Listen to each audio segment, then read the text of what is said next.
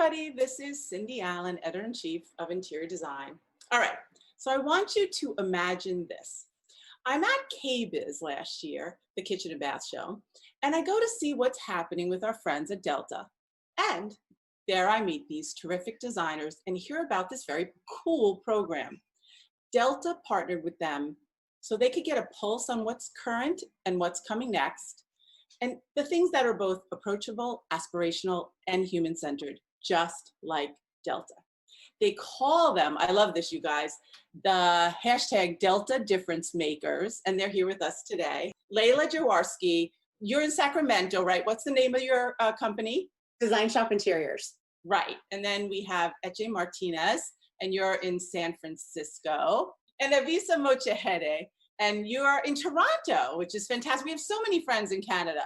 It was such a pleasure, you guys, and it was so like kind of off the cuff that we met. And you did an amazing job on your installations. Leyla, why don't you tell us about the program?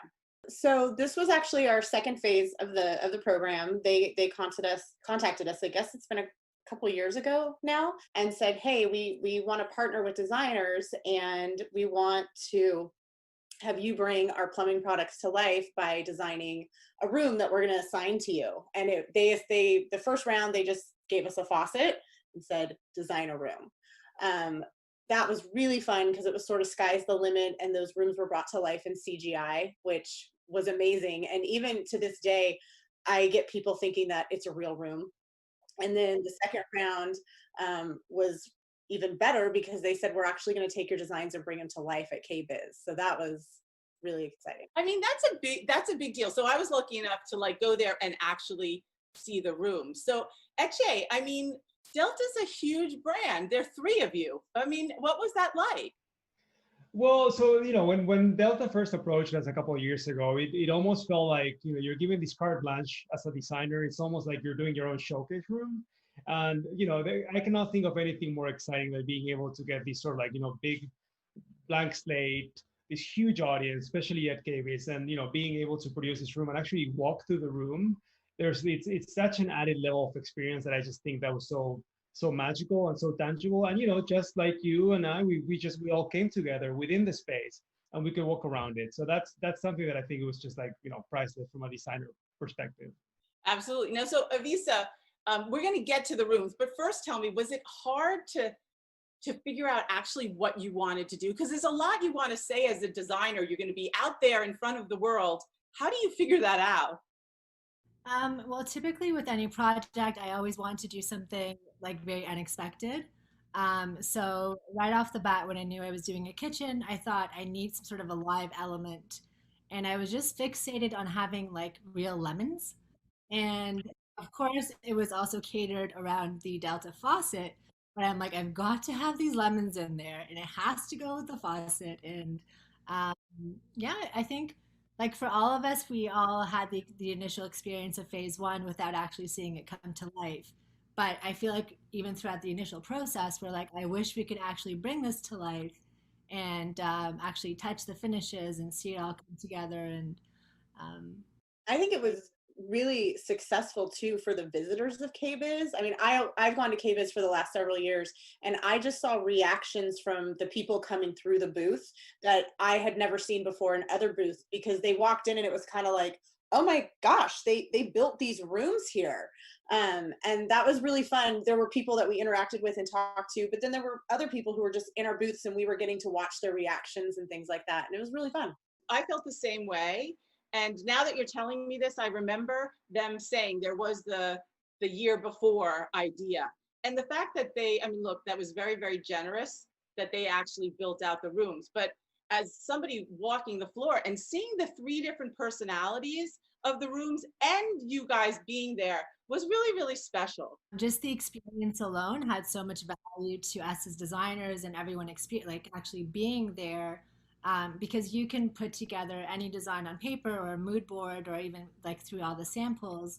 But once you're actually in the space and you can see, the products and the different layers and all the textures as well. It just adds so much more to it. I think the build out of the booths really brought the plumbing to life for everyone. And, you know, Avissa, for instance, every time I turned around, there was a crowd around her island because people were obsessed with the glass rinser. As was I. I think everybody walked away thinking, I need this in my kitchen. And it upstaged her lemons. And Eche, did you have people wanting to take a shower? I had a lot of people who actually, I don't know if you remember, we had the layout, we got, you know, the freestanding tub, and we were showcasing the Chilean collection.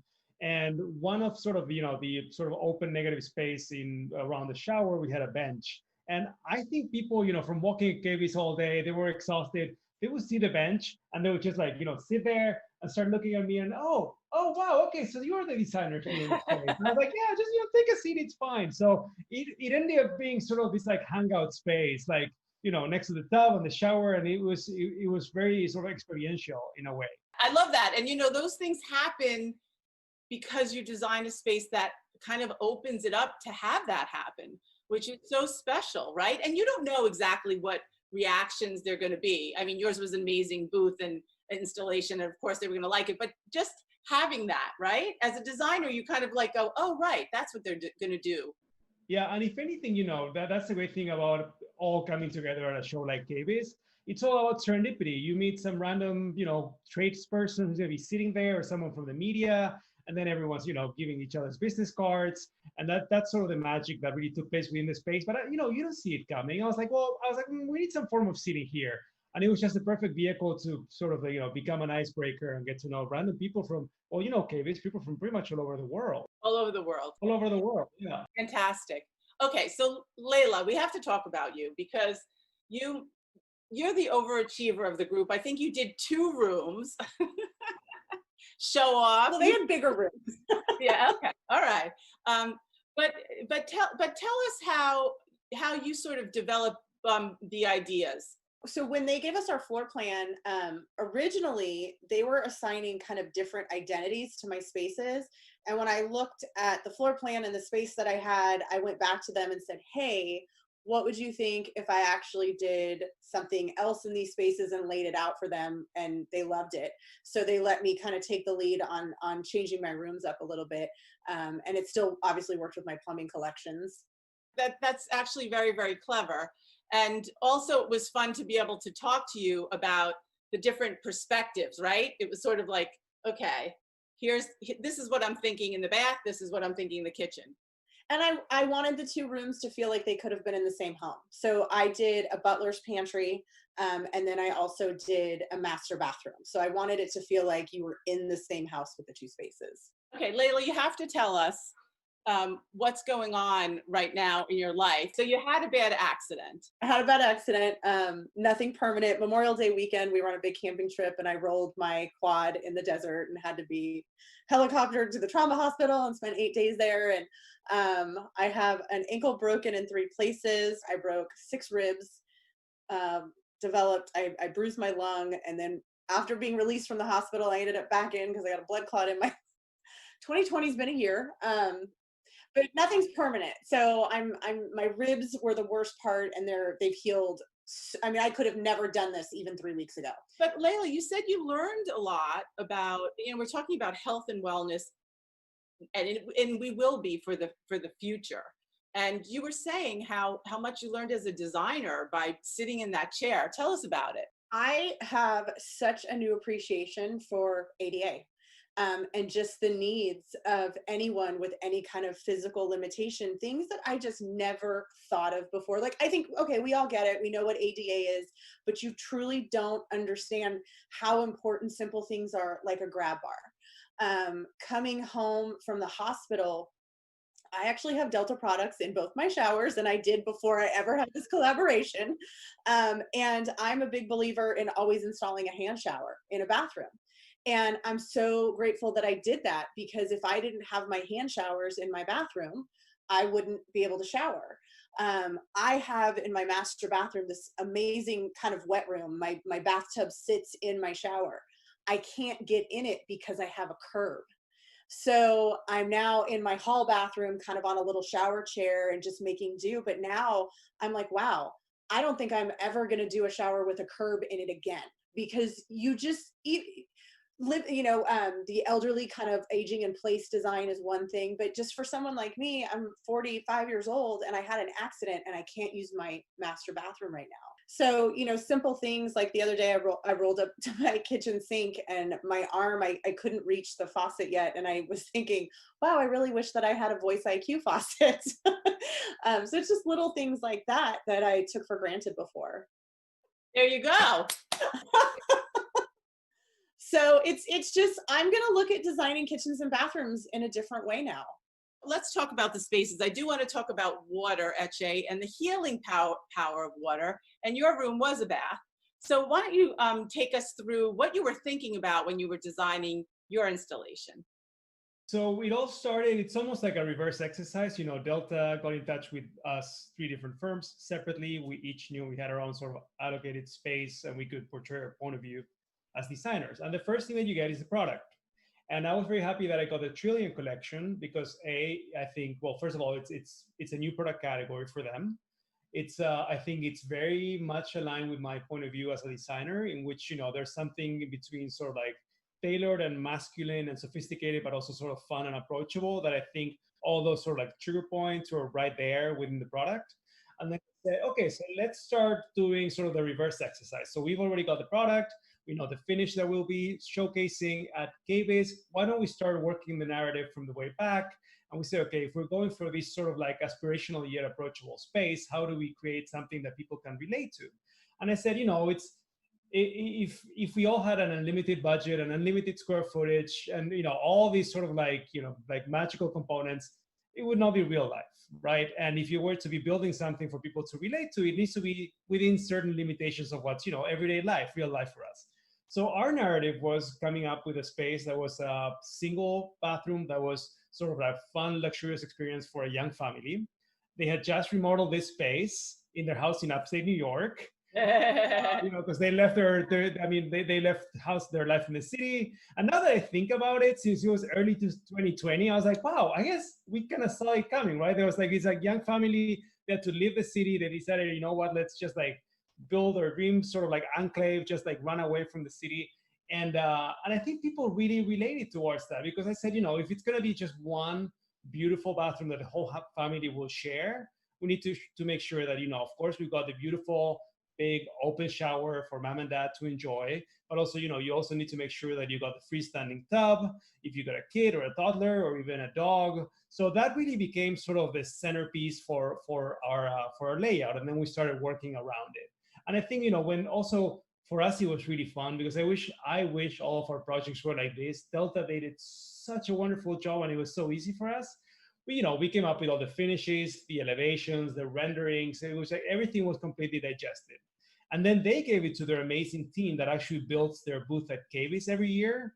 And I kid you not, we landed in Vegas, we went straight to KBIS, and I was like, oh my God, if all my job sets were like this, that someone just like takes the blindfolds out and it's like, Eche, it's done, time for the fun. I was like, yeah, sign me up. We were nervous too, because the crew that builds out a booth is different than your contractors. And I remember all of us kind of talking and we were like, oh God, I hope these can get executed. I'm like, I did inset cabinets. I'm like, how are they going to build my inset cabinets? No, that's amazing. Actually, a couple things. First of all, I love that there was something where you say the relationship with the client is really, really important to you. I'm sure it is for all of you, but that you always start with the client. So you had to create your own narrative for this one, which I love. And by the way, I do think in many ways, a lot of things that have been happening, like you said, you were like in a strange way preparing for what's going on right now, which is kind of crazy. But I also love the whole aesthetic of your space. It is modern, it's bold, it's kind of edgy, a little masculine, but like, I think great for all sexes actually. So it felt like a space that, I really was attracted to it and wanted to go in right away. And by the way, I love that your tub is a square tub. The space allowed for you to have like the dual vanity, and it gave you space to play, right? Oh, absolutely. That's why, when I was mentioning that we landed in Vegas, we go see the space, and then the next super fun thing that actually rarely happens, we went, Leyla and I, and same thing with you, Avissa, we all like, we saw the space, and I was like, check, it looks amazing. When we all run to buy accessories. So we went on this like Delta shopping spree, and I said, okay, I we got. love that. Oh It my was so God. much fun. It was so much fun. You just put it on Delta's corporate card, and then it helped us, like you were saying, with our narrative. So I said, okay, this is gonna be mom's side of the vanity. This is gonna be dad's side, and then people are aware of those little details, right? They're like, oh, there's the shaving cream on this side, and there's the eyelash curler on the other side. So I think also we brought it to again, going back to sort of the human-centered experience. It's something that truly made sense and people could see themselves enjoying that space, which I think is ultimately what happened when you walk through the space. They really let us bring those spaces to life. It was kind of just do what you got to do. And I love this. You're going to get in trouble for this Delta corporate card. Okay, so like, all right. So No one has to put know. that away. Put that away right now. All right, Avissa, let's head over to the lemons. You talked about it's so funny as a designer. I have to have this.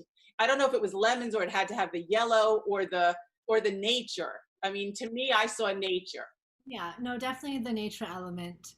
A little bit of drama, in a good way, but really just that contrast of color and adding that depth. Obviously, we had a very limited space as well. So I wanted to make sure that the backdrop and the main elevation really drawed your eye up and kind of captured your view, and then everything else kind of just built around that. So it wasn't really about the lemons, but the natural element was really important to me. And also, it was a show. Clearly, we would not have that kind of feature in a real home, but just it being a show, I wanted things to kind of just stand out a bit. And then I was also in the middle beside the seating area, so I wanted to kind of kick off Eche and I's section with like a splash of color, and then the seating was very neutral, and then Layla's amazing design stuff was on the other side as well. So just kind of something to pull everyone's eye in. As well, given the limited space, I was really trying to be mindful of having proper flow within the area. So my island was curved so that everyone could walk around properly, and also to accommodate more people sitting at the end. So we were able to tuck in chairs at the side. It was just a very smooth transition around. What did the folks walking cave is like? What were some of their reactions, and what did they say about your booth or installation? The glass rinser was a huge hit, so that's kind of that was a given. But I found a lot of people really interested in just the curve and the shape of the faucet and how I was able to kind of introduce those shapes and elements in my design as well. So the rounded island and just the softer features, even the warmth in my colors, kind of the mustard tone in the backdrop with the backing of the cabinets against more of a contrasting and more stark black and white on the stone. So it was kind of, I think a lot of people were really interested in it. And it was very unexpected. So everyone would kind of stand there for a few minutes and just kind of digest what was going on. Kind of take it in, right? Totally. They're like, what am I looking at here? I think I love it. We're not sure, but what collection did you use? I had the Emmeline faucet. And so I loved how I just loved the shape of it as well, and I loved the matte black finish, and it was just like really beautiful. And it was a showstopper. When you walked in, you like saw the booth and you went right to it. So congrats on that. Okay, Leyla, you got the two. You took one space, you made it into two.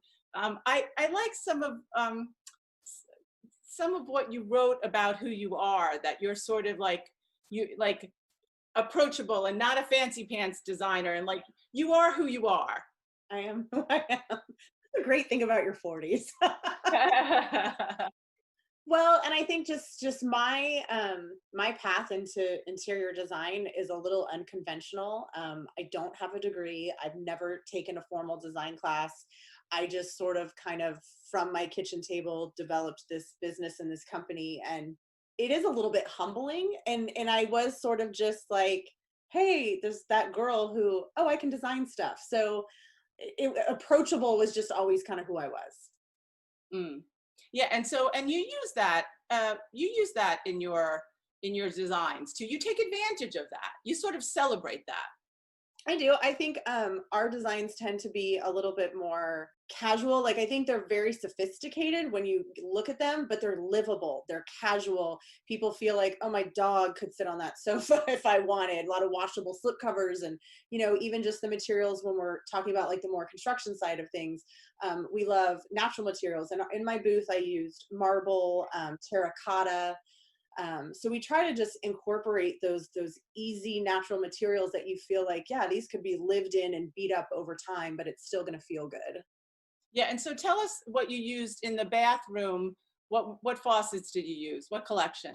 I had the Kyra in the bathroom and the Coranto in the butler's pantry.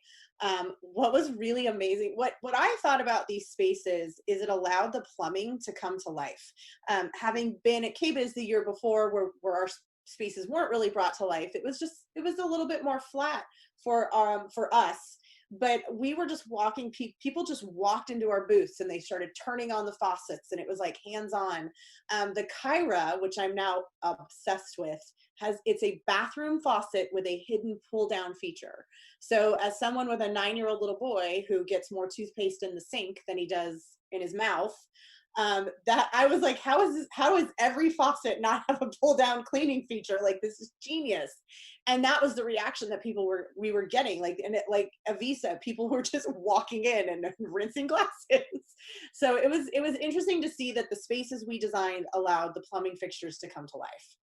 I really love your kitchen space that celebrated color, right? And also it sort of reminded me, and you know, like, you're a shop owner too, and it had a little bit of that mercantile feel to it. I wanted it to feel like, if this was mine, what would I have on the shelves? I'd have glassware, I'd have cutting boards, I'd have wooden spoons, and all the things that go into a kitchen and the things that you need to cook with. Yeah, you could definitely see it. Looked like you used that credit card really well. There was a lot of shelves with a lot of cool stuff on it. We all shipped a lot of stuff, and then we got there and we were like, we still need more stuff. And they were like, go do, like, we want this to wow people. And so we were allowed to do it. But Eche, what were you saying? It's when it comes to styling shelves, it's never enough. They can It's just never enough. So many accessories. I mean, you guys, What was it, like 8 o'clock the night before it opened, and I'm sitting there going, I don't have enough stuff. I think you were like shopping like at 10 p.m. that night, remember? I love the connection between the three of you too, because you come from different practices, different places. Eche, you studied in Paris, but you're from Buenos Aires, right? Correct. I know there's no accent there whatsoever, but yes, I am. Hola, ¿qué tal? Yeah, Cindy. Yeah, and I moved to California 10 years ago. You know, life serendipity brought me to the Bay Area, and I was very lucky to meet who ended up being my mentor there, Martha Angus. And she showed me the ropes, and, you know, here we are. I was able to just open my own firm and start building my practice and my team in the Bay Area, and get to meet Leyla and Avissa, of all places, you know, shooting a video together in Indianapolis, right, for Delta Faucet. So that's the beauty of it all.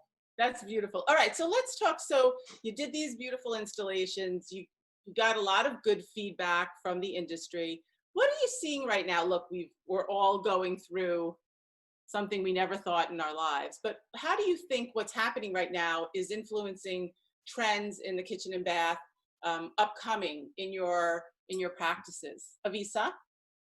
Definitely, you know, having more of accessibility in terms of all of our products, and just since everyone is also working from home, making sure I find like everybody's changing up their space, their layout, making sure that it's comfortable for everyone at home. And I know dynamics within families have changed a lot as well. So leaving extra space between each other, perhaps, moving to different rooms, different sides of the house.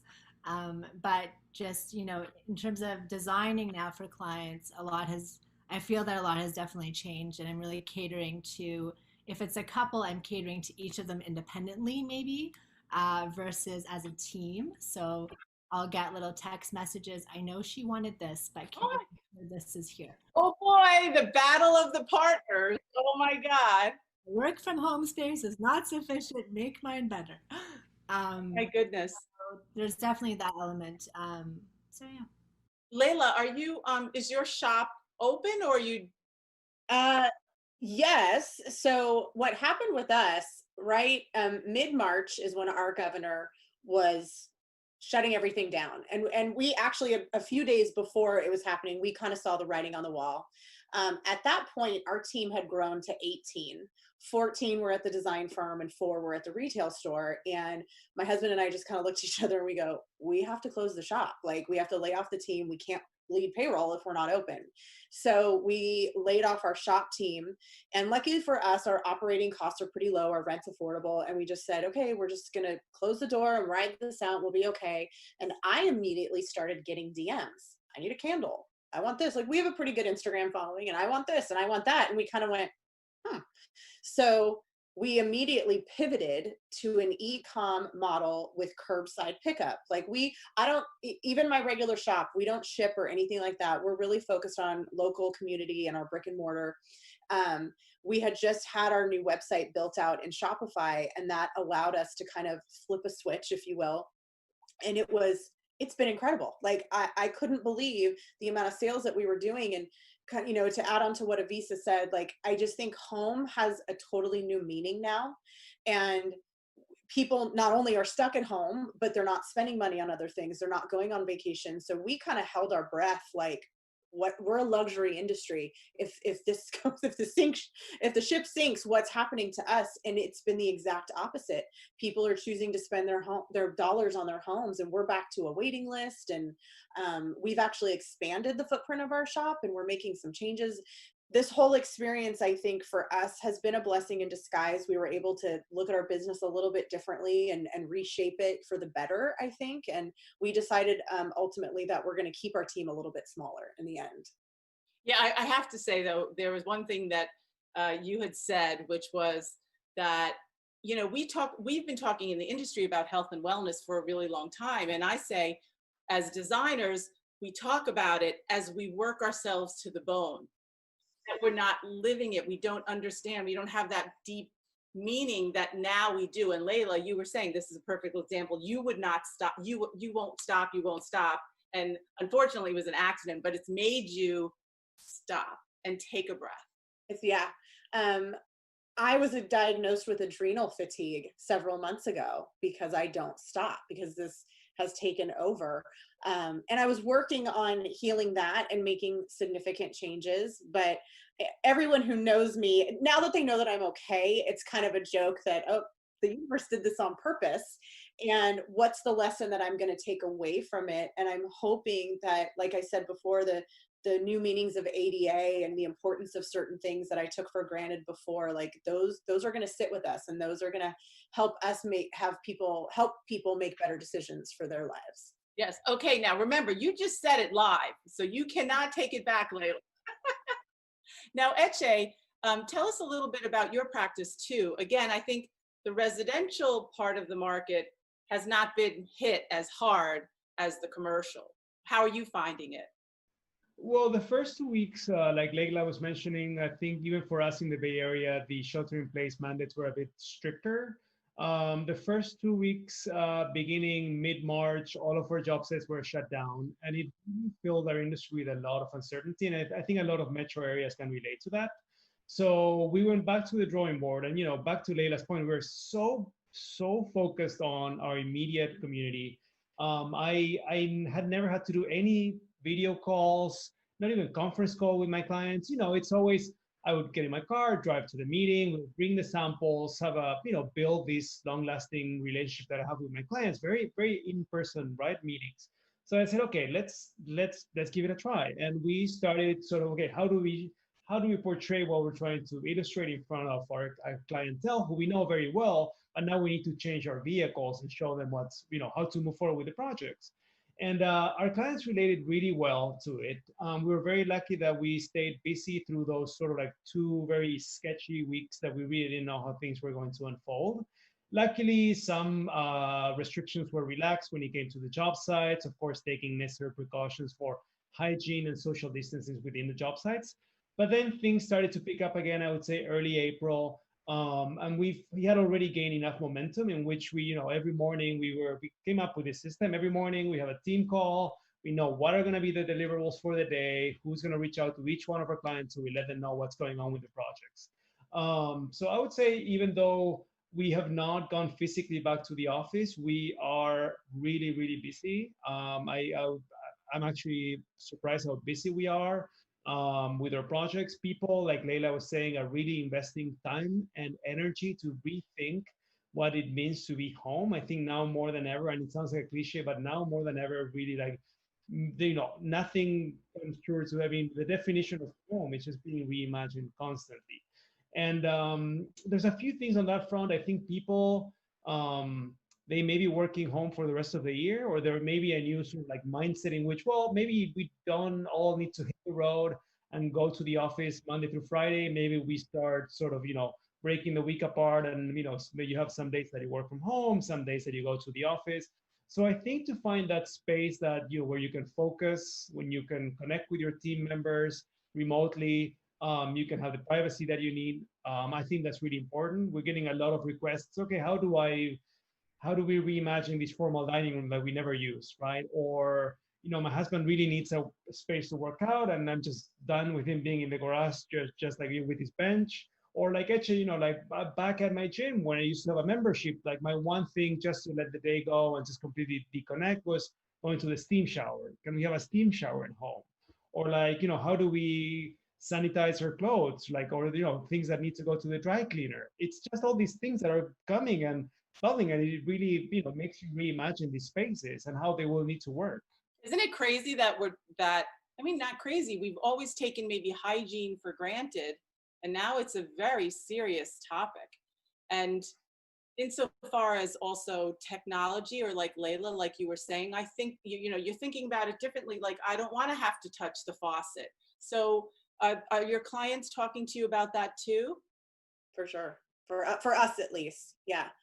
And it's, I think Delta has always been ahead of the game in technology, but I think a lot of these things that we maybe thought of more as a commercial application, like the touchless and things, that people are wanting them in their homes now. Yeah, absolutely. There's no question about that. So that's actually a good pivot for a company like Delta, right? Yeah, no, that's amazing. Okay, wait, I have to ask you guys.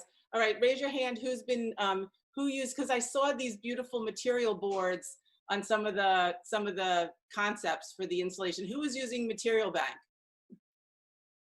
Eche was using Material Bank. I'm addicted to it. It's such a great tool. It just, honestly, it just fills in the gap anytime that, we're coming up with concepts, or, like you were saying, material boards for a meeting. And it's the one thing I was actually mentioning during our call. The one thing I like about Material Bank is that it really takes you out of your usual, your list of suspects, or like, your usual showrooms that you go to. And for instance, going back to finding a place where to work out. A couple of months ago, a client of mine said, okay, we want to have soft flooring for, working out at home. Maybe in the future, when we have our first kid, this will be like a family room, playroom area. So also we want to make sure that it's soft and it's, it's kid friendly, but also we want to make sure that it's like low VOC and it's organic. So I was like, okay, I have no idea what we're going to specify. But then come Material Bank, there's all these absolutely beautiful natural cork textures. And it just like, it just clicked. I was like, oh, wow, I can have these like beautiful, like 10 samples delivered to my office tomorrow morning, right in time for the meeting. And the clients absolutely loved it because it answered the question that we've been having for meetings and meetings on end. How do we solve the issue of something that's practical, that's beautiful, that's natural, and that's durable? And I was like, okay, we got the answer. When you're on lockdown and you can't get anywhere, like it, yeah. I wish we had been using it. We are now, and I'm really excited about it. If you knew the hoops I had to go through to get some of my samples for the boards that we did for Delta, if I had Material Bank, it would have saved me a lot of time. I'm sure. And Eche, as you say, when there's something you need, you can type in the attributes and things come up. So that's what's really helpful. And of course, a Material Bank is the SANDOW company. It's part of our beloved design group. innovation, and Delta is part of that. The thing is, we've had a relationship with Delta, whether it's Material Bank. They do a lot of research with us at Think Lab. We're very, very committed to research-based information that then allows for creativity and innovation. So we have Think Lab, and I'm happy to, Leyla, I'm so happy. I can't wait for you to try Material Bank because it's all in one box. It's so easy. The next day you get it. It's like a treasure, right? When you receive, it's like a gift you receive, right, Eche? Oh, totally. It's like Christmas morning. Well, and honestly, even like from a business perspective, for someone like me, I have 14 people on payroll. If I now don't have to pay a design assistant to run all over town collecting samples, and she can spend 30 minutes on her computer and set it and have it shipped to me, like that's a no-brainer. Yeah, no, that's great. Avissa, you're next. You're next, girlfriend.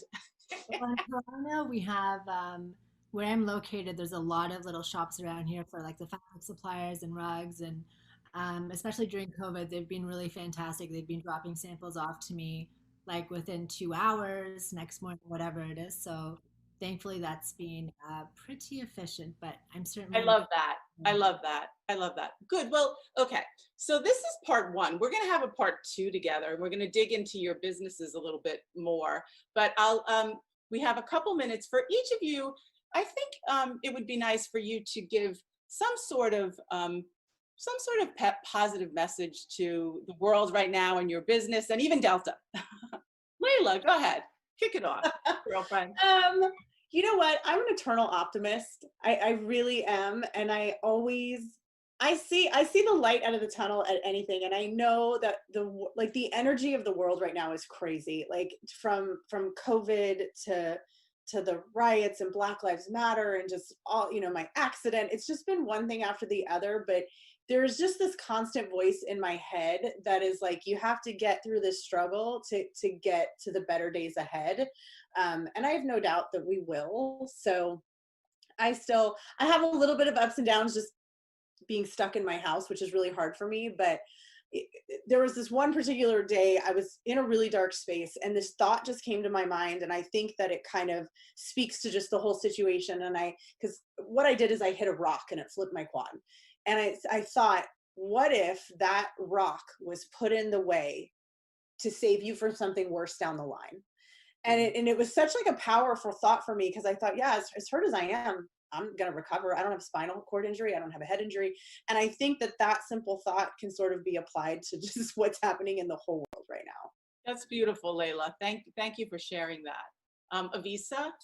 I think really, personally during COVID, it just gave me an opportunity to kind of just reflect on everything. And I've always been very positive, but it just really gives you a moment to just slow everything down and appreciate, what you have, and spending more time with family and friends, and just kind of, I feel like there's always going to be these hurdles, and some days are going to be incredibly challenging and some days not as much, but our only choice is to stay positive, and I just think that everything will eventually hopefully be okay. I don't know a designer who isn't a positive person, which is the key, and also a problem solver. Eche? Therapist. Well, I think total couples therapist. Yes. So I think, I think we can all agree what 2020 had in store for us, at least for these first 6 months. No one could have seen in 1,000 years, could have imagined what we're all going through. But if anything, I think going back to Leyla's point, I think we're all collectively pushing forward with our actions and with our energy, and we're with our fundraising, or with your political action, or whatever you want to call it. I think we're all pushing forward towards having a brighter future. And if anything, I think this year taught us that we cannot take anything for granted. End of last year, I had a magazine ask me, a journalist asked me, well, actually, what's your definition of luxury? And, we do la-di-da, big, houses for tech people in the Bay Area. But to me, the most important thing, and I think he wasn't really happy with my answer. And I said, to me, time is the ultimate luxury. Like being able to share time with your loved ones. And if it means, if you just completely like disconnect from work for the weekend so you can connect with your family and spend time, or with your partner, or go on a hike, or enjoy nature, whatever you want to call it. I think that is the ultimate luxury. And I think for us having to like us all fully stop and see the things that we've been seeing, both, like to Leyla's point, to like Black Lives Matter and the riots. Like, okay, maybe it's the one time where we all need to stop and rethink collectively, how are we going to move forward from now onwards, and how are we all going to be part of this conversation? And I think if anything, that's like, there hopefully there's brighter days ahead of us, and that's what we're all pushing towards collectively.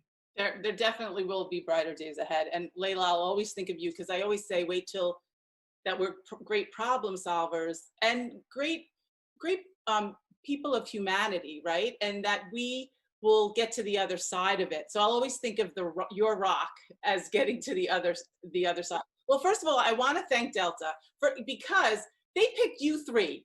Oh my goodness, you three out of everybody that they could pick. And I can't think of a better trio for the Delta Difference Makers. You guys are making a difference. There's a hashtag Delta Difference Makers. And I think we're going to have a round 2 together. So I will look forward to that. Meanwhile, I'm sending you all virtual hugs. And virtual hugs. Thank you so much. And we'll talk soon, okay? Thank you for having us. Yeah, love out to the world. Love out to the world. Thank you guys. Yeah, thank you. Bye. Bye, guys.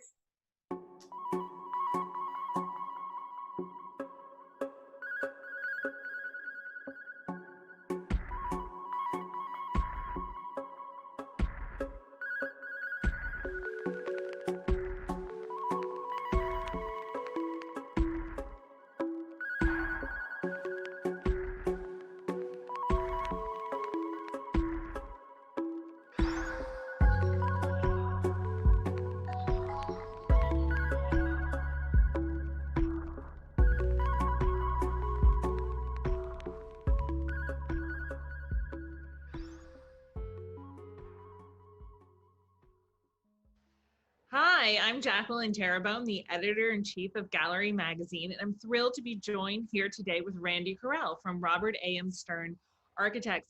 He's a fantastic architect who creates absolutely magical houses, one of which is featured in the summer issue of Galerie magazine. It's a very special home in East Hampton, and Randy took something that was referred to in the story as maybe even a tear down and turned it into just the perfect summer getaway. Randy, thank you so much for joining me. Jackie, great to be with you. I think we describe the house as Leave It to Beaver colonial. And as you know, the street it's on in East Hampton, Lily Pond Lane, is just a gorgeous street. And this house really wasn't as pretty as so many houses on that street.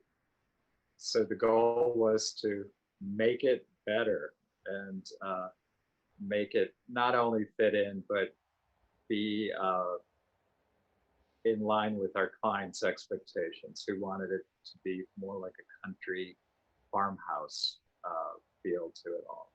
So where do you start with something like that? You know, you have this house, they kind of want to keep the house as is, but also what you have is not suitable for their expectations and even sort of even the expectations of that very special lane. Yeah, so the first thing was to really make it a country house, because it did have the suburban vibe to it. And there were a number of basic things, like replacing the white clapboard siding with cedar shingles, which many of our houses have, and to make the house more open to the exterior, more tied into the beautiful landscape that surrounds it, and to add a lot of porches. It had no porches, and that was something that our clients really had asked for, and so we did that.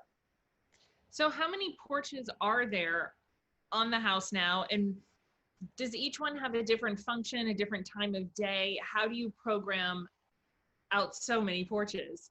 Well, that's a good question. Well, across the front of the house, we added a porch that runs the whole lane, that gets wider at the two ends so that you can have seating areas. and one of those is outside of the library and the other is outside of the kitchen. And that the front of the house faces south, so it's sunny all day. So the breakfast porch, the one outside the kitchen, can be used for breakfast. At the west end of the house, we added a screen porch. So that is a great place to be in the afternoon. And then off of the family room, we enlarged an existing porch, and that also faces west and faces the pool. So that's another great place to be in the afternoon. Yeah, I love the one by the pool. It really just the chairs there are beautiful. It gives you that you're near the pool, but there's also grass. It's not just a bunch of pavers. It creates a real country moment there. Yeah, it does. And then when you're designing porches like this, what do you take into consideration in terms of how deep they can be, how that affects the light coming into the house as well? Is that something important to consider? Great question. Because there is a calculus to be done, you need to make them deep enough to accommodate a furniture group. But as you say, you don't want to cut off too much light from the house. So we find that kind of 14 to 16 feet is a great depth for a porch. You can comfortably furnish it, and it doesn't feel too deep when you're on the inside of the house looking out. But adding on porches is not, like, that's the tip of the iceberg for really the renovations that you did to this house. You ceilings, what, I mean, take us into exactly how much work was done there. Yeah, well, it was kind of, a lot of it was rebuilt. So this house, you know, it's a center hall house. You come in, and the entry hall goes through the length of the house, and there was, and is a dining room to one side and a living room to the other side. And we all, our clients and us, like that simplicity to the plan, but there was a fatal flaw. And the rooms were good sizes too. The living room was a nice, great size, and so was the dining room. But the fatal flaw was it had 8-foot ceilings. And not only for any of us does that feel too short, but our client, the husband, was over 6 feet tall. So it was oh my gosh. So you could touch the ceiling, change light bulbs, all of it. Yeah, right. So they said, well, you know, you have to fix that. So, you know, short of tearing down the house, I tried to, you know, rack my brain how to do this. And I came up with a scheme where we would cut the house off at the knees, basically, and have a house mover raise the second floor and roof up a few feet so that we would then have like 10.5-foot ceilings on the first floor. Sounds so simple. So simple. I know. So easy. Well, in fact, I met with a couple of contractors and the local house mover who would do the cutting and raising. And they're all like, oh, okay, no problem. You know, we can do that. So that was our plan. So weeks later, after the contractor really had dug into it and done pricing, you know, for the scheme, he came back and he said, you know, Randy, he goes, it really would be easier if we just took down that center of the house and rebuild it. It would cost you, you know, not that much more. And I could put in a full basement to boot, and, you know, it'd be all new lumber and everything would be nice and plumb and straight, and you'd have a better house. So I went to our clients, you know, and they agreed that that was a good plan. So that's how we proceeded. And we got our tall ceilings, which make all the difference in the world. That's fantastic. So you have the tall ceilings, you're basically rebuilding it. What sort of, I always think of Robert Stern's offices, and when I visit you, like this, no one knows more about moldings and detailings and the history of them. I feel like your library is filled with examples. Did you add any special flourishes like that once you were rebuilding, or did you kind of keep in line with what was there? Well, there, outside we did, you know, there was a nice cornice at the second floor of the house with dentals that, you know, look like little brackets. So when we rebuilt it, we replicated that because it was a nice detail. We kind of replicated the entry porch. You know, I think we made it a little bit taller to go with the new taller program, but we kept the form and detail of that. But inside, this house had, oddly, you know, for 1920s house, very little detail. So we added. Well, maybe because the ceilings were so low, they would have been like the baseboards and the moldings would have been touching each other. Yeah, and I suspect maybe somebody had stripped things out to make it feel more modern, which it's inside.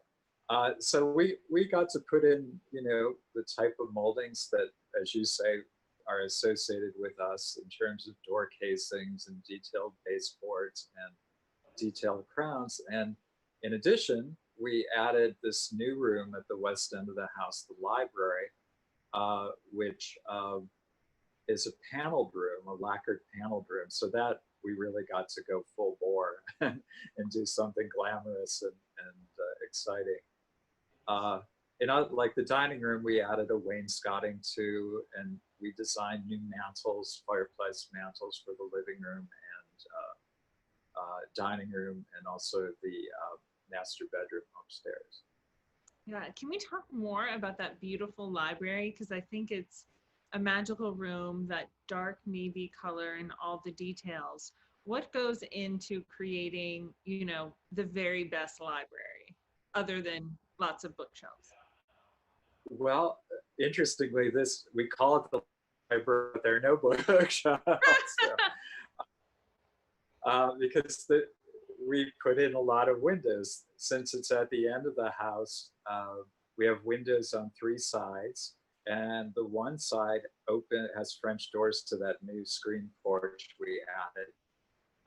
And then what wall was left, our clients really wanted to use for their art collection, and not for books. Right. And there are beautiful Sean Scully's in that room, right? Or is that in the... Yes, that's right. There was a series of 6 of them. And they look fantastic against the dark color. You know, the artwork pops, the walls recede. It's just gorgeous. And that pretty much used up what wall space we had left, you know.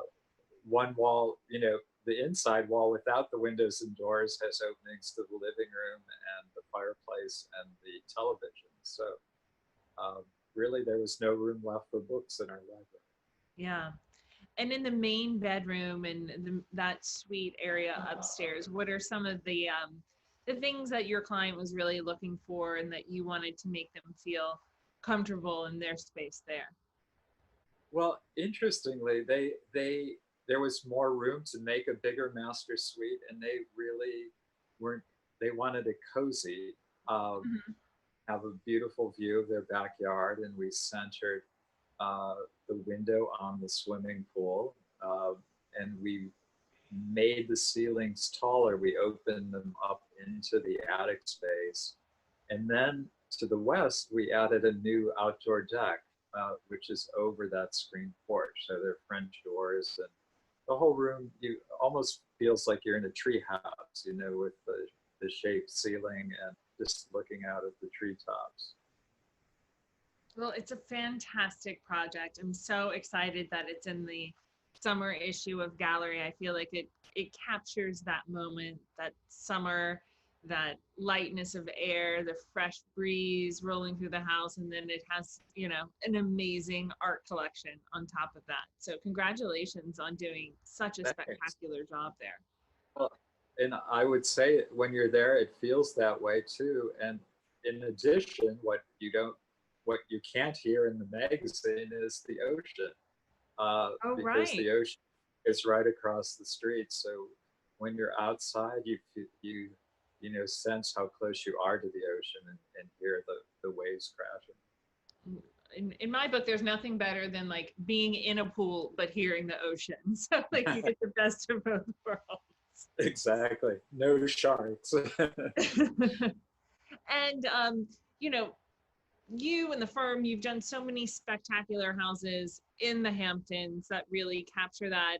And is there another one that shares your unique take on what a summer house can be. Well, we recently finished a house that also is a renovation, but very large scale. It was a client who had built a house around a very nice house on Georgia Cove around 1990. And so they had lived in this house for 25 years. And, their taste had changed or evolved over time, as did their family. They had 2 adult children who had married and had children of their own. So our client came to us and said, I really feel it's time. I love my house. I want it still to feel like my house, but I want to up the game. I want it to feel more luxurious, more of the moment. And I want a place that all of my grandchildren can stay over with me.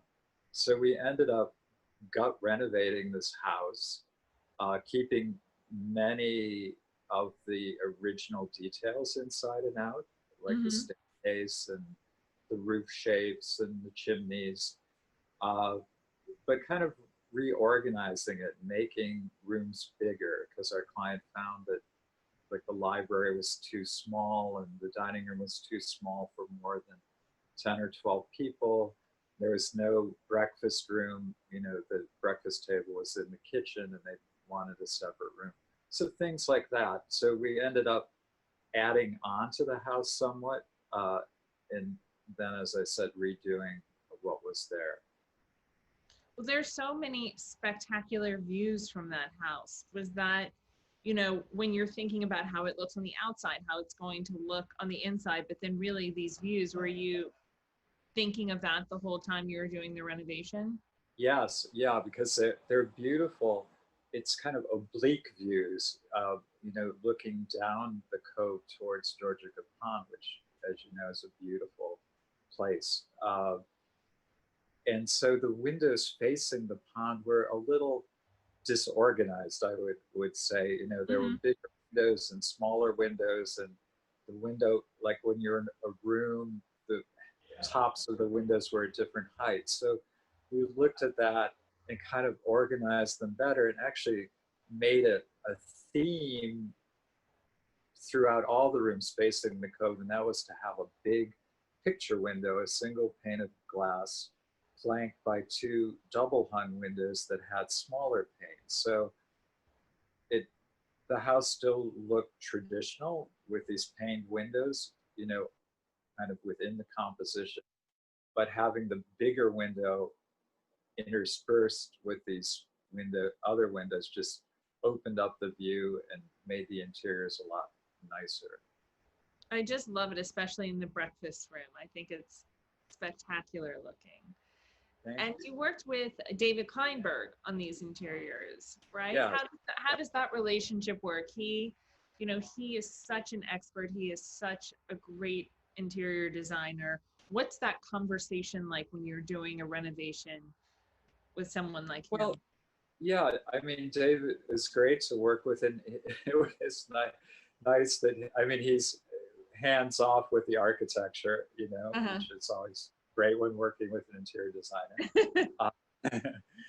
Certainly if he thinks something's not right, he'll say it, but he doesn't meddle, and I don't meddle with the interior designer. So that was a great relationship.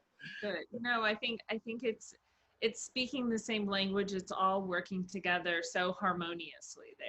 Yeah, and David, it was the first time our client had worked with him, but he had done their son's apartment, son and daughter-in-laws, and the wife had been involved with that and just thought David was great and had done a great job for her children. So she brought him into this project. Yeah. Where now the 2 of us, David and I, are redoing this couple's apartment in New York. Oh, that's great. So you have the whole language down, the whole how the team functions together. Yeah.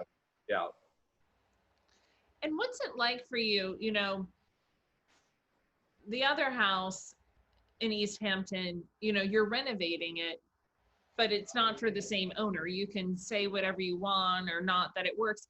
What are the sensitivities when you're renovating a house? I mean, they custom built and created this house. I mean, Yeah. it was decades ago, but you know, you can't say like, what were you thinking?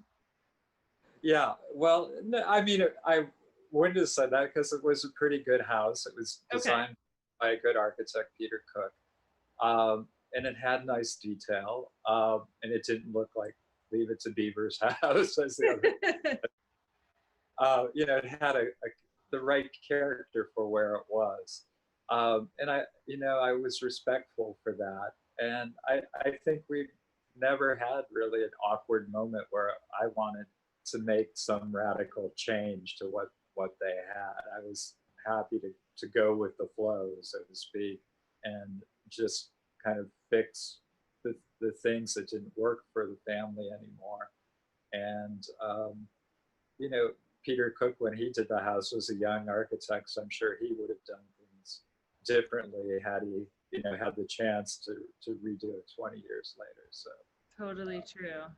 And do you yeah. have any words of wisdom or advice for people who are, you know, doing sort of a renovation to an existing house because they have a growing family and growing needs? Do you help them sort of think this out and say, well, this is how many you have now, but what's that going to look like in 5 years? You know, what are the considerations you make for the future? Well, you know, that's a great question because, you know, when I now am working with younger couples and have had experience with, you know, some clients I've worked with for 30 years and have seen their lives change as their children get married. So first, kind of the family count goes down, you know, when the kids go off Right. to college and, you know, start a career, but then the family count goes up, you know, when the kids have grandchildren. Like recesses and then grows. Yeah, and they want to stay with, you know, their parents and their fantastic, you know, beach houses.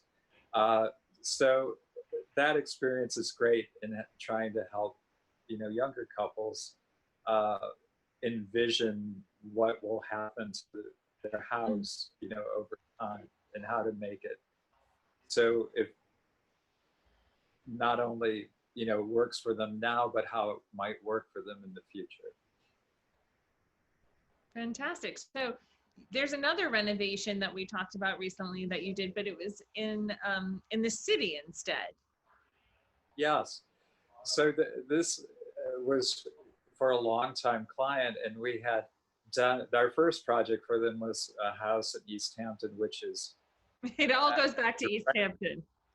yeah, it's directly across the cove from this house we were just talking about, which is interesting because I saw this house that we were just talking about when it was under construction the first time. So anyway, I had a long time relationship with this client with this apartment, and they live in this very nice building on Park Avenue that happens to be the building that Mark Hampton and his wife Dwayne lived in, and Dwayne still does. Mm-hmm. And so our clients purchased this apartment on Park Avenue in the early 1980s. They asked Mark to decorate it, and our client had a great relationship with Mark, and you know, told stories of how Mark would come up the back elevator and have coffee with her in the morning and talk about the plans for her apartment.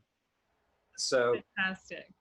Fast forward, you know, about 30 years later, maybe, our client's taste had changed. She had gone from kind of very traditional taste to very modern sensibility, and wanted to,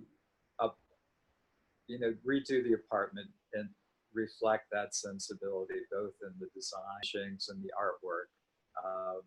So we helped her do that, and in large part, we respect the two main rooms, living room and dining room, had kind of great bones to them, great moldings, which we respected and left. But we made the openings between the rooms bigger, we made the entry hall kind of more open and more, it was like So just two giving it separate. air. Yeah, giving it air. And then in the secondary rooms, you know, that didn't have great moldings, we just made it a little more spare, a little more minimal, but still nicely appointed in terms of, you know, cabinetry and finishes throughout. And do you find that something that people are asking for a lot in apartments in the city? What are they looking for? You know, there are so many grand old apartments and buildings, but as tastes modernize, how do you reflect that as an architect? And how do you know where to take it, or what's too far, and what, you know, completely wipe away the past? Yeah, well, that's an interesting problem, because you know, our clients who live uptown, you know, and oftentimes started there so their kids could go to schools uptown.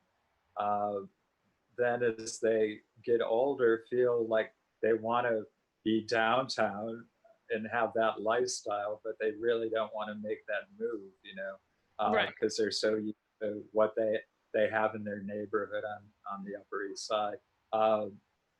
So it's trying to introduce a downtown vibe into these, you know, very traditional Park Avenue and Fifth Avenue apartments. And in addition to things like moldings, are there different materials that you use that are less traditional, or how do you make that switch also, not just in the layout of the spaces, but are there things like that come into play that just slightly shift the conversation? Yeah, well, you know, finishes certainly can be made more modern. And in the apartment we were just talking about, like in the library, we introduced these parchment panels on one of the walls of it, which are in a grid and, you know, feel luxurious, but it also feels modern having this gridded wall. And then in the entry, we introduced, you know, the entry used to have like a patterned marble floor, and we introduced like this beautiful brown stone that's not patterned, you know, that's just monolithic. So things like that help to make it feel less like you're in a traditional building. Of course, the one thing everybody wants is a million windows, you know, and hence so many glass buildings in New York now. But these buildings on Park and Fifth are in a landmark district, so you have to stick with the windows that are there. Yeah, they're not letting you knock new windows into the facade. Exactly. I mean, sometimes in the side of the building that faces the back, you can have a little bit of play, but in the windows facing the front, you have what you have. And in the general floor plan, like if someone, you know, this family, they've lived in this apartment for a long time, are they looking to change anything in the terms of I guess it's sort of a generational thing, but, you know, a bigger kitchen, or we don't need maids room, you know, like opening up spaces in different ways? Yeah, well, you know, if the kids have moved out, that's a great opportunity to take over, you know, their bedrooms, either for like a really amazing dressing room or a home office, you know, to have your own place to be able to work.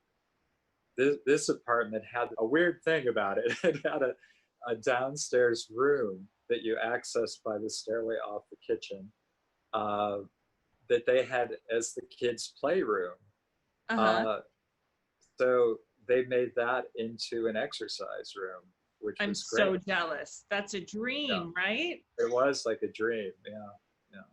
And do you have fun designing exercise rooms? Is that like an architect, like, can you get excited about that? Or would you rather a grand dining room to sink your teeth Not into? at all.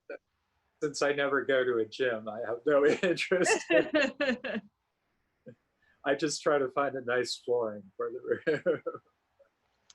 So I think it's so fascinating that you've done all of these renovations.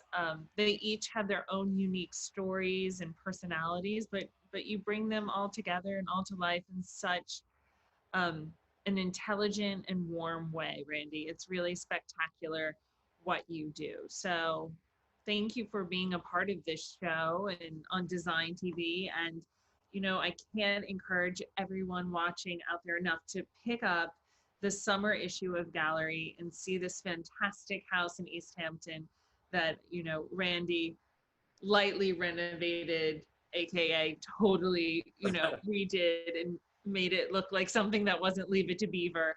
But it's absolutely breathtaking, every inch of it, what you've created there.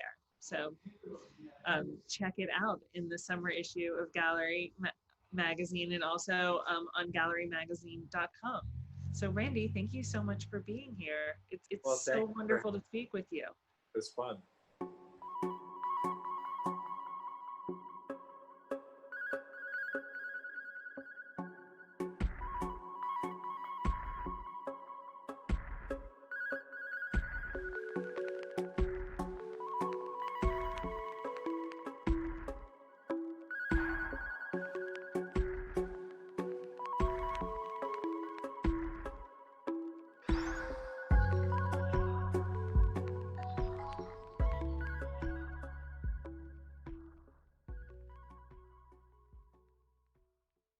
Hey everybody, this is Cindy Allen, Editor-in-Chief of Interior Design Magazine and at the Cindygram. Okay, I'm sharing a quote I want you to listen to. The sun never knew how great it was until it hit the side of a building. That was spoken from one of the greatest architects of the 20th century, known as the architect of light, Louis Kahn. Fast forward to today, and we still know the power of light on all our spaces, both inside and out, and the enormous effect on all of us. I'm really, really excited today. We'll be discussing light as experiential, lighting through the lens of biophilia, health and wellness, and new lighting tools in the market, as we have two amazing thought leaders, Rick Cook, founder and partner of Cook Fox Architects, and the Cecilia Ramos, Senior Director of Lutron Electronics. Hello. Hi, Cindy. Hi, Thanks for Cindy. having us.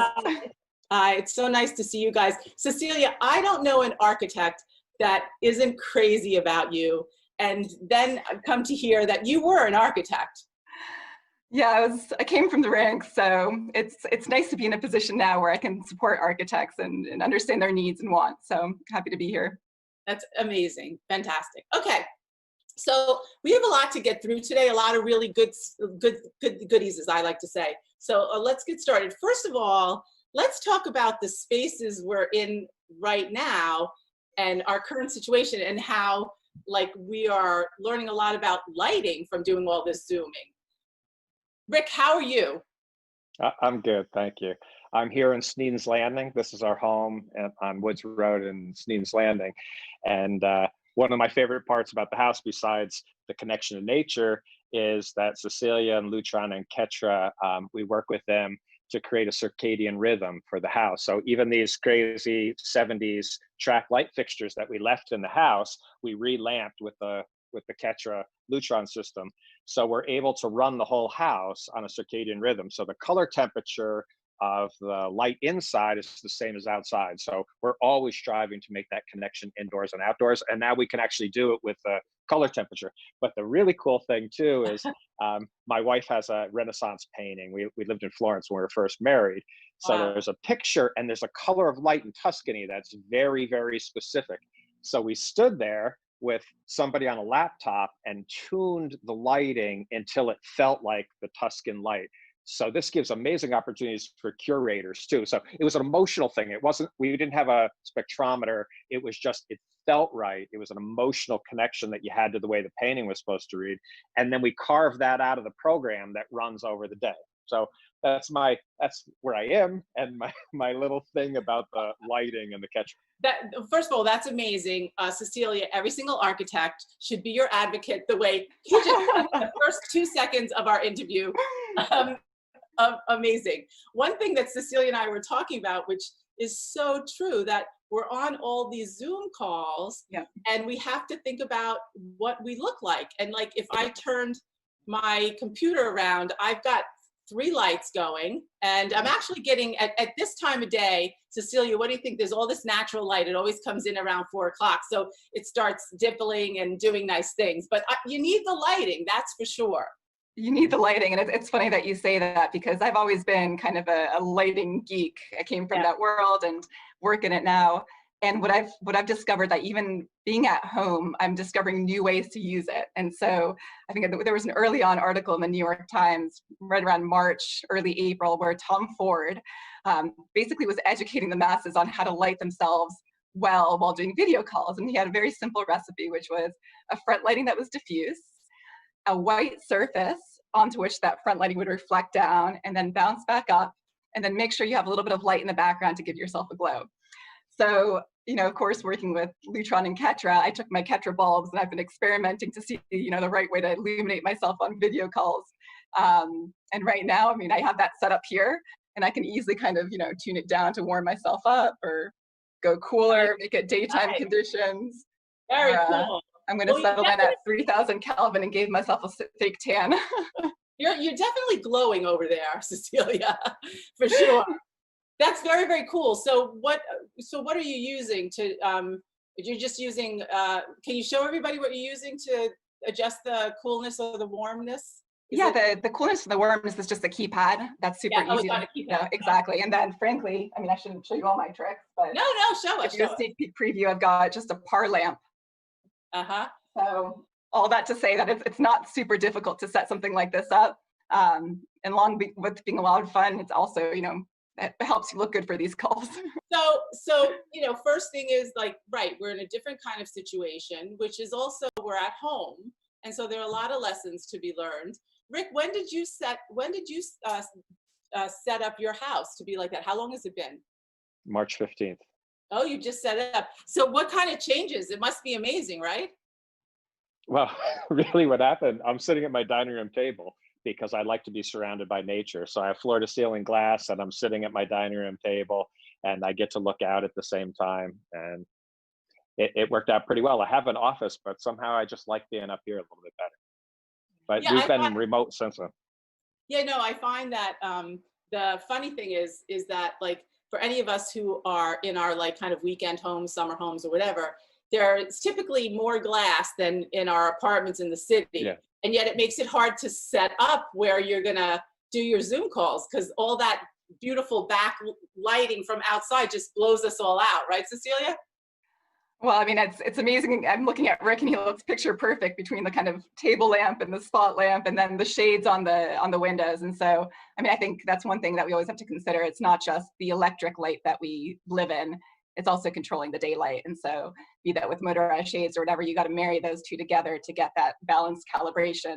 That might be one thing for one event and something different for something completely different. So for a Zoom call, maybe your shades are down, Rick, and then as you finish the Zoom call and you start typing emails, you want a little bit more light and you raise them. So I think it's that flexibility of controlling all those elements of light that creates the environments that we feel most comfortable in.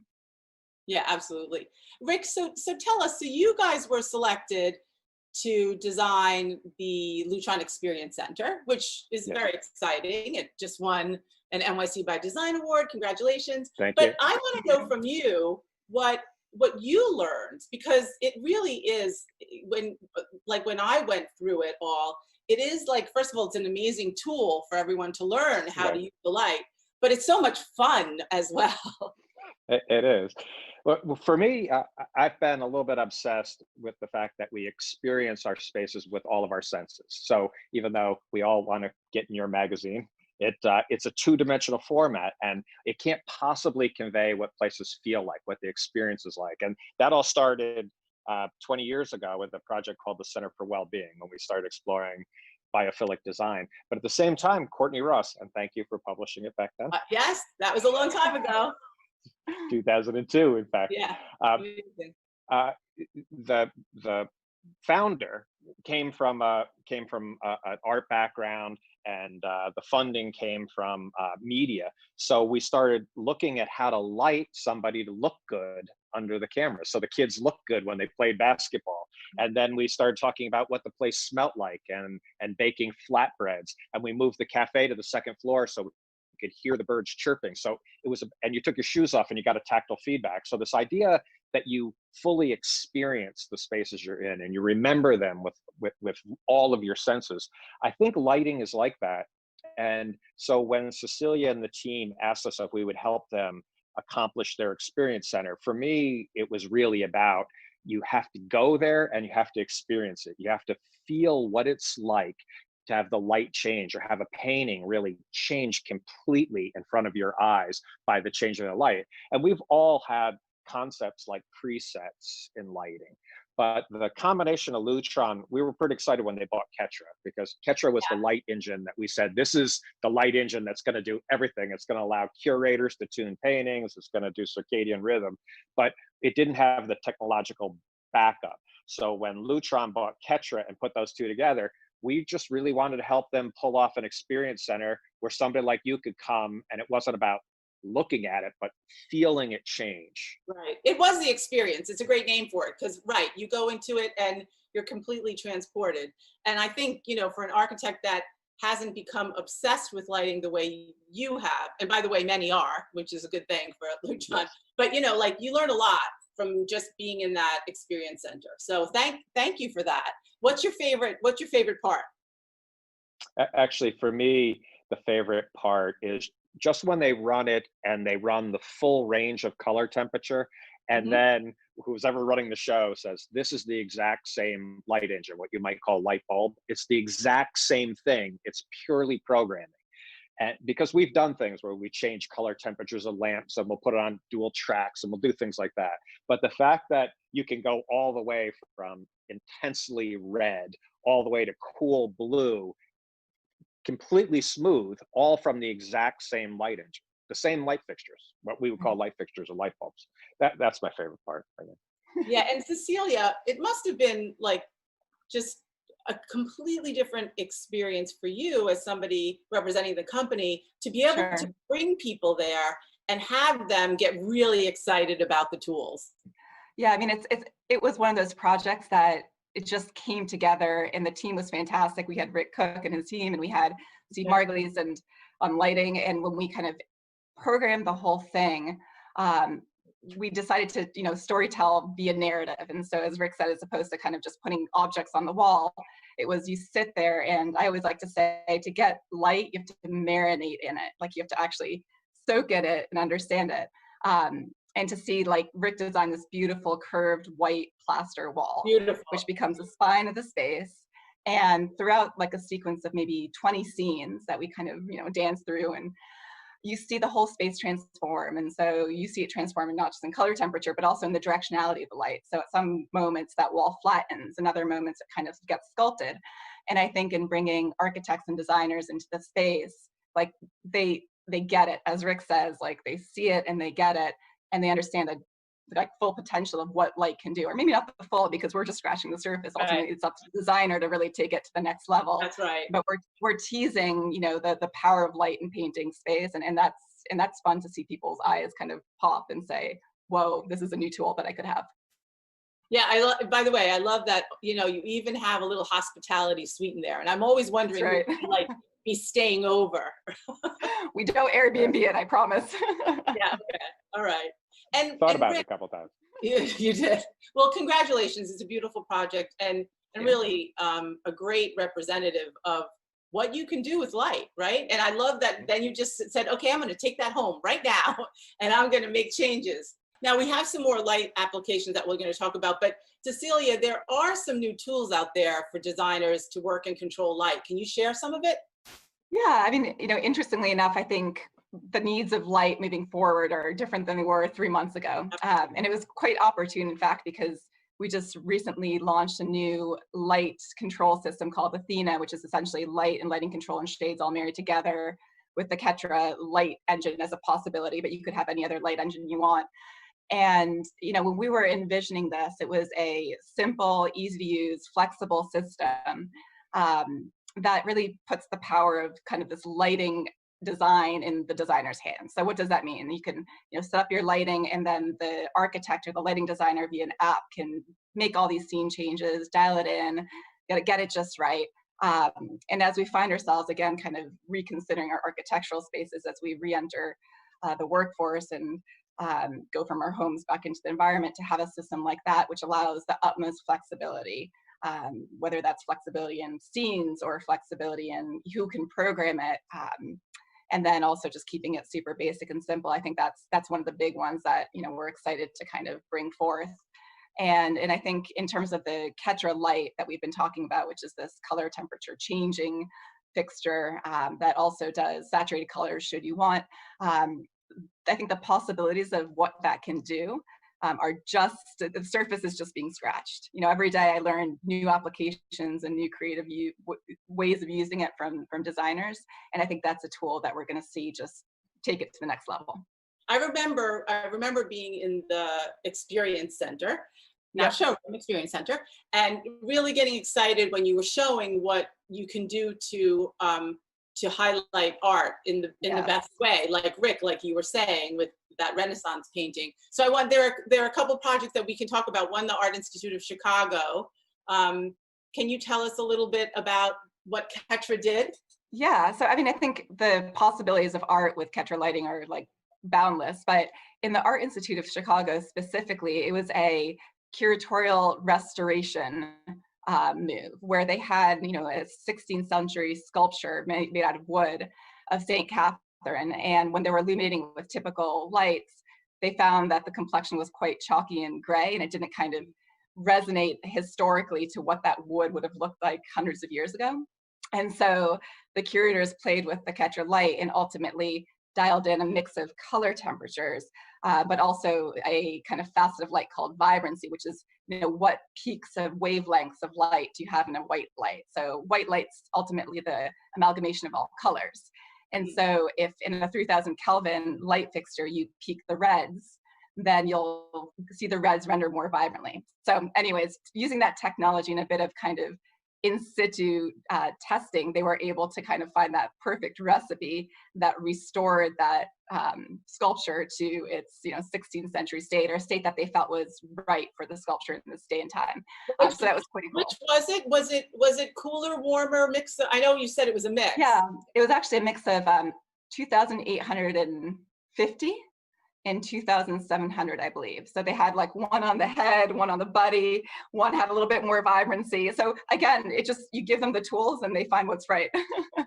I love that. By the way, I know you guys are geeking out about lighting, but it reminds me a lot of printing, because we're always talking about like how we're printing colors and what gets more blue and more, when we're getting more red on the printing. So I totally can geek out with you, even though I don't understand it as well as you all do.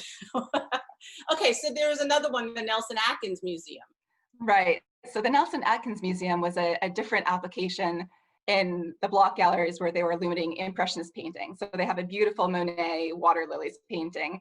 And I think what's fascinating what they did there is that they're using it as a pedagogical tool. So as the curators walk people through the museum and storytell some of those paintings and all aspects of them, that they're able through an iPad to kind of dial in white light always, but white light that pops different colors and different layers of the painting in order to use it as a storytelling opportunity, an educational opportunity.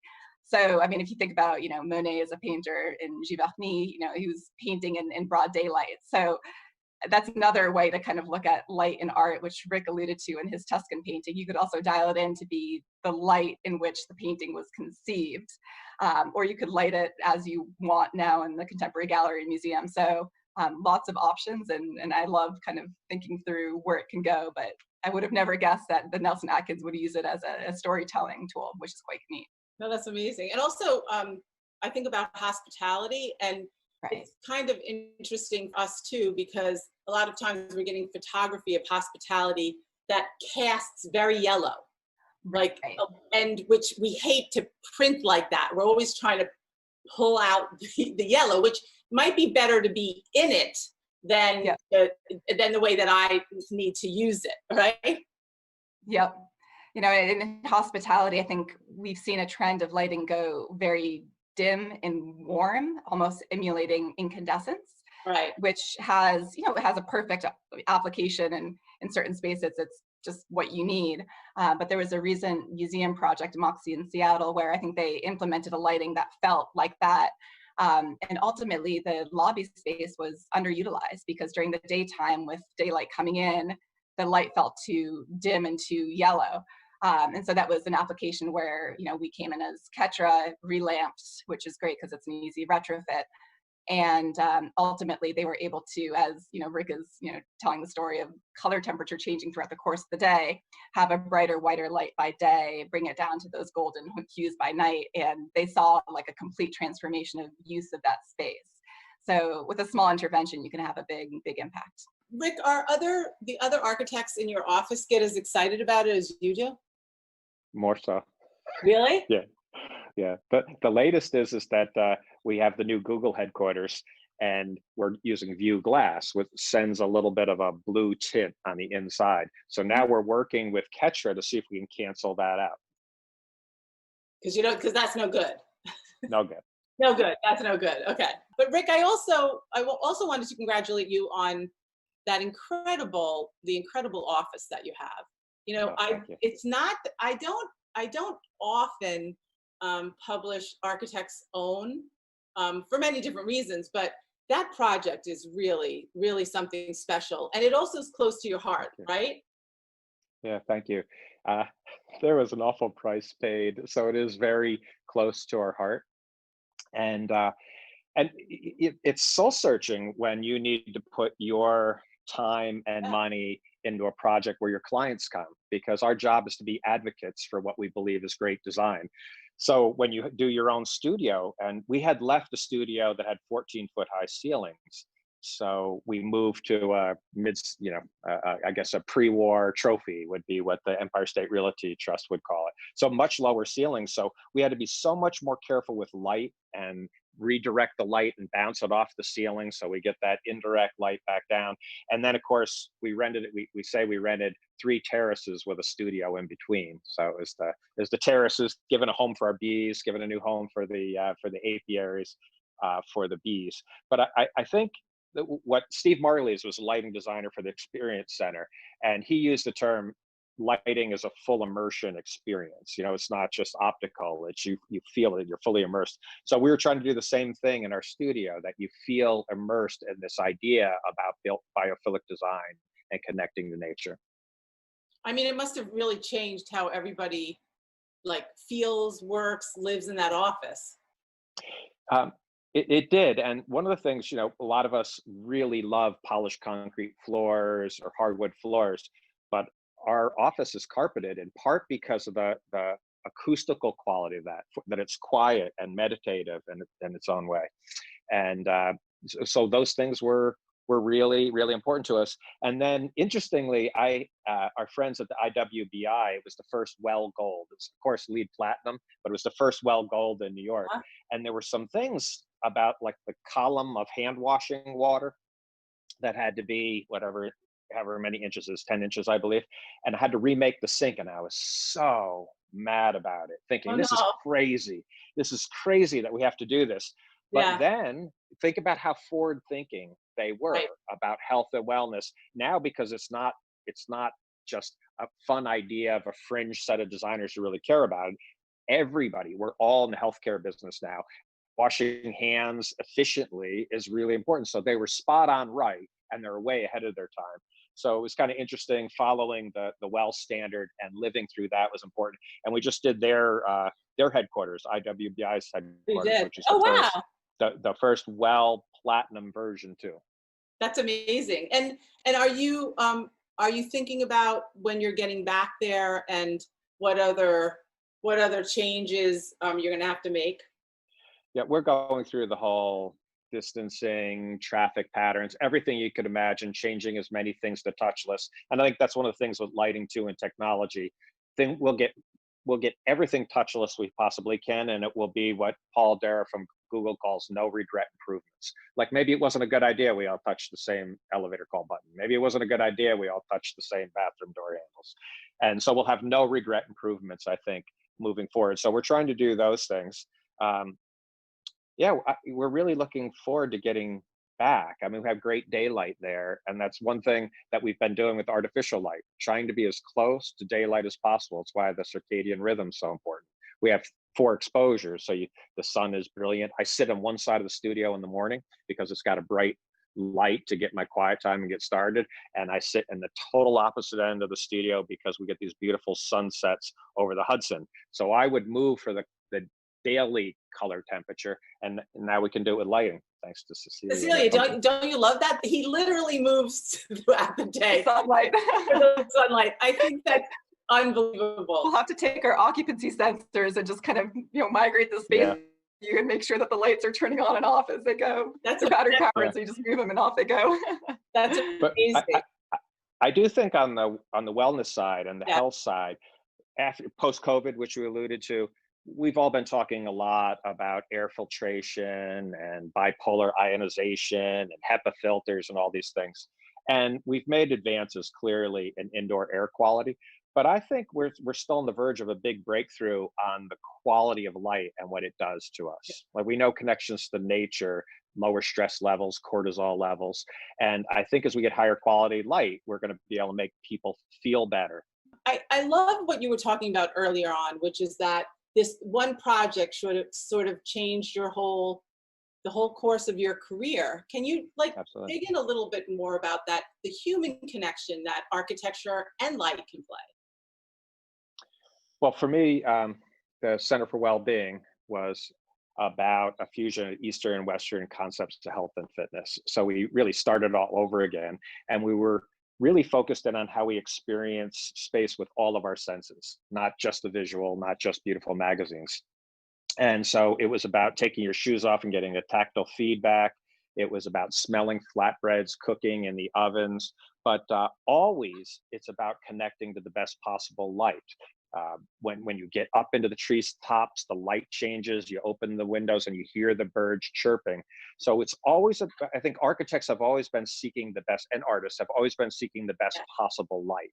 And what we discovered there was that when we were filming people, they weren't looking as good as they were in natural light. So because the founder came from a media company, we brought in the best light, and they said, these are the light fixtures you need to use if you want people to look good on film. And so this idea that you could really change the way people look in situations like this by using different lights was kind of mind-blowing, that it wasn't just daylight, but you needed to tune the type of artificial light you had to make people look natural. But that really changed the course of my life, really, about this exploration that you can make people feel better by being connected to nature. And by the way, we have been connected all these years without really knowing it, because I published that first project. Now, all these years later, I was publishing your office, then you get the award for Lutron. Like, we were meant to be together today. There you go. Thank you. And do you think, I'm just curious, because I was, opening with Louis Kahn because we think of him as a master of light. Do you think at that time, it was more about the architecture? Like, the human experience and wellness is something that obviously is going to move us all forward. Do you think it was a different kind of experience back then? I think it was almost always associated with natural light. Right. So Corb said, reveal something in light and I'll know what you mean. You'll move my soul when you reveal a form in light. Yes. And light has always been viewed as good. Follow the light, don't go into the dark. Right. Right. Biblical references to light. And so I think that this idea of revealing things in light, you see better in light, things are more transparent, they're more open. It's always been idealized. And architects and artists have always talked about it.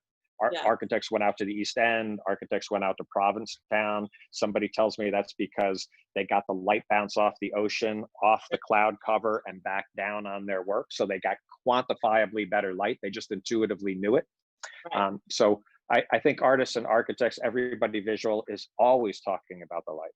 Yeah, I thought I just sort of like, it made me think of like him like saying, we were talking about that forever. We just didn't use that terminology, right? Yep, exactly. Right. But they also didn't have you guys, Cecilia, either, which is kind of interesting how much more of a tool it can be. Yeah, I mean, I think ultimately it's all about understanding what medium you have to work with, and then understanding the possibilities and importance of the control of it, right? Because you can throw light everywhere, but unless you're able to dial it and control it, it doesn't sing. And I think one of my favorite light books is a book called In Praise of Shadows, which is a Japanese story about the importance of light relative to darkness. And so I think that's always important, you know, to remember that you got to control it to create those balances of light in moments of pause and darkness. That's very, very beautiful. Okay, so we will pause on that in our light, not in the darkness, but in the light with our good friends at Lutron. Rick, fantastic to see you all. We should continue this. This should be the first of a series or something. There's something very, very good here. But thank you so much. Sorry we can't be together, but sending you all virtual hugs and go towards the light, right? That's right. We will do that. And thanks, Lutron. Thanks so much to our friends at Lutron. Thank you, Cindy. Thank you, Rick. Thank you, Cindy. Bye-bye. Thank you, Cecilia. Bye-bye.